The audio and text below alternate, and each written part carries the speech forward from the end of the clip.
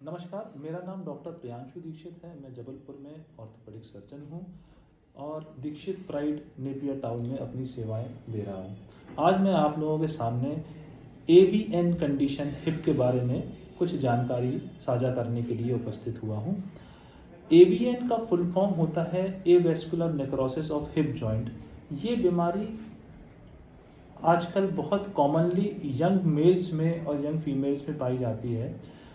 पहले के समय पे ये इतनी कॉमन नहीं थी, लेकिन कोविड के बाद में, कोरोना के बाद में, सभी के बाद में ये हमारे सामने काफ़ी यंग पेशेंट्स हमारे पास में हिप पेन को लेके हमारे क्लिनिक पे आते हैं।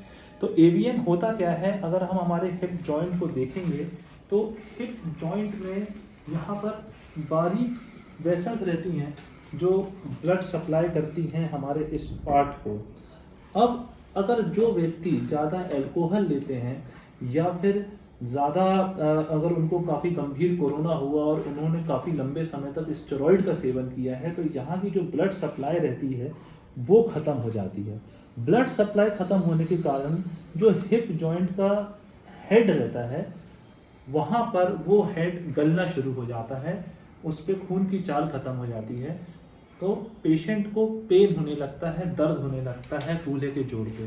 हम जब एक्सरे करा के देखते हैं तो आप क्लियरली देख सकते हैं कि राइट हिप जॉइंट जो है वो नॉर्मल दिख रहा है, जबकि लेफ्ट वाले में क्योंकि यहाँ पे खून की ब्लड सप्लाई ख़त्म हो गई तो ये जो जॉइंट है इसकी सतह पूरी तरीके से ख़राब हो गई है और पेशेंट को पेन का कारण इससे बनता है, क्योंकि सतह खराब हो गई तो जोड़ आपस में रगड़ खाने लगे और घर्षण होने लगा और दर्द होने लगा।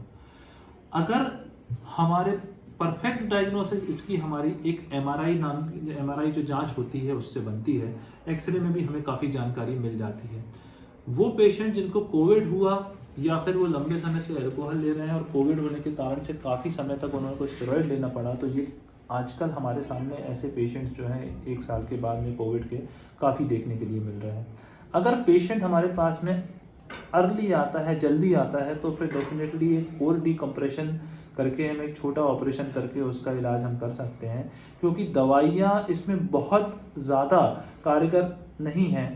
कुछ दवाइयाँ ग्रेड 1 ग्रेड 2 में हम देते हैं, वो देखते हैं कि कितना उसमें उपयोगी है, नहीं तो फिर अल्टीमेटली फिर हमको अगर लेट स्टेजेस में पेशेंट आता है तो फिर हमको उसका टोटल हिप रिप्लेसमेंट ही करना पड़ता है, जो कि हम उस पर फिर पूरा जो कूल्हा रहता है वो इस तरीके से बदल के नया कूल्हा इस पर हम लगा देते हैं और पेशेंट सेकेंड डे से वॉक करने लगता है और काफ़ी सेटिस्फैक्ट्री रिजल्ट्स हमको इसमें मिलते हैं।